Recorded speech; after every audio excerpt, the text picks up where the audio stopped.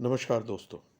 19 सितंबर को prime minister Trudeau ने Canadian parliament में स्टेटमेंट दिया कि इंडियन गवर्नमेंट की एजेंसीज ने हरदीप सिंह निज्जर जो एक कनेडियन सिटीजन्स थे उनकी उनका कनाडा में मर्डर करवाया। और इस इल्ज़ाम पर उन्होंने कोई ख़ास एविडेंस नहीं दी। उन्होंने कहा कि हम अभी भी इंक्वायरी कर रहे हैं। और यही बात कनेडियन फॉरेन मिनिस्टर ने भी कहा कि हम लोग इंक्वायरी कर रहे हैं और हमें शक है कि इंडियन एजेंसीज ने ये काम करवाया है। और शक की बिना पर उन्होंने पूरी दुनिया में ढंढोरा पीट दिया कि इंडियन गवर्नमेंट ये सब करवा रही है, हमारे यहाँ मर्डर करवा रही है लोगों के। और सोचने वाली बात है कि ना अमेरिका, ना ऑस्ट्रेलिया, ना न्यूजीलैंड और ना ही इंग्लैंड ने ये बात कही कि भाई तुम लोग पहले इंक्वायरी तो करो, कोई एविडेंस तो लेके आओ, तभी इल्ज़ाम लगाओ ना। बगैर किसी एविडेंस के इल्ज़ाम लगाए जा रहे हो। वो ना इंडिया के अगेंस्ट बोले और ना ही कनाडा को कुछ बोला। उन्होंने बोला कि हम इंक्वायरी कर रहे हैं। भाई इंक्वायरी किस किस बिना पे कर रहे हो? जब कोई कनाडा के पास एविडेंस ही नहीं तो आप इंक्वायरी क्या कर रहे हो? बट इसका मतलब ये है कि ये जो वाइट स्किन कंट्रीज हैं ये मिले हुए हैं। आज अगर इंडिया तरक्की कर रहा है, दुनिया में अपनी जगह बना रहा है, एक सक्सेसफुल G20 मीटिंग करवा रहा है, वो जिसमें नरेंद्र मोदी को शोहरत मिली, नाम मिला। और इस मीटिंग में उसने अफ्रीका को भी G20 में सीट लेके दी।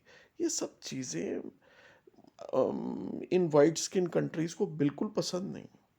और वो हमेशा ह्यूमन राइट्स की आड़ में या ऐसे ही कोई चक्कर में जो कंट्री ऊपर आते हैं या इनके ऊपर डोमिनेट करने की कोशिश करते हैं, उनको फंसाने के लिए वो ये डंडा हाथ में रखते हैं। यही काम इन्होंने चाइना के साथ किया। चाइना थोड़ा ऊपर चढ़ा और चाइना ने इनको आंखें दिखानी शुरू की, तो उस गैर मुस्लिम्स को लेकर इन्होंने ये चाइना को घेरना शुरू कर दिया। और यही काम अगर ये खुद करें तो कोई बात नहीं, भाई वाइट स्किन पीपल है, इनको सब अलाउड है, कोई ऐसी बात नहीं। अब आप कनाडा को ही ले लीजिए। कनाडा में ये पूरा कॉन्टिनेंट था, यहाँ पे यूरोपियन सेटलर्स आके सेटल हुए। और this continent, Canadian continent, it belong to the Red Indians. और जो यहाँ के नेटिव इंडियंस थे, जिनकी ये सारी जगह थी, ज़मीनें थी, माइंस थी, फॉरेस्ट थे, उनका एक लाइफस्टाइल था, एक रिलीजन था, एक कल्चर था, उसे इन वाइट स्किन पीपल ने टोटली ख़त्म कर दिया। और 1876 तक इन जो इलेक्शंस होते थे कनाडा में, उसमें उनको कोई वोटिंग राइट भी नहीं था। और इस रेड इंडियन कम्युनिटी को 1950s में जाके एक वोटिंग राइट मिले। और आज तक इन रेड इंडियंस के लिए कनाडा में लॉ डिफरेंट है और वाइट स्किन पीपल के लिए लॉ डिफरेंट है। और फिर ट्रूडो फ्रीडम ऑफ स्पीच की बात करते हैं हर बात के ऊपर आके। क्यों? ये सब के सब मिले हुए हैं, चारों पांचों कंट्री, जैसे ऑस्ट्रेलिया, अमेरिका, इंग्लैंड, न्यूजीलैंड, ये सब मिले हुए हैं आपस में। इनको पसंद नहीं कोई ब्राउन स्किन का या कोई ब्लैक स्किन का कंट्री इनको ओवरटेक करे, इनके ऊपर आए या इनके ऊपर डोमिनेट करे। They don't like it. ये तो आज इंडिया की इनको ज़रूरत पड़ी हुई है चाइना को कंट्रोल करने के लिए, तो ये थोड़े शांत हैं। नहीं तो ये रगड़ देते हैं बगैर कोई प्रूफ के।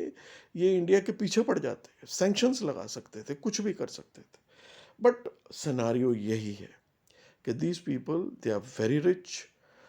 इनकी रिसर्च एंड डेवलपमेंट, टेक्नोलॉजी, ये सब फाइनेंशियल सिस्टम्स, ये सब बड़े स्ट्रॉन्ग हैं। और इनके बगैर आप तरक्की नहीं कर सकते। अगर आप इनका हाथ ना पकड़ो तो आप तरक्की नहीं कर सकते। ये आपको सप्लाई लाइंस में घुसने नहीं देंगे।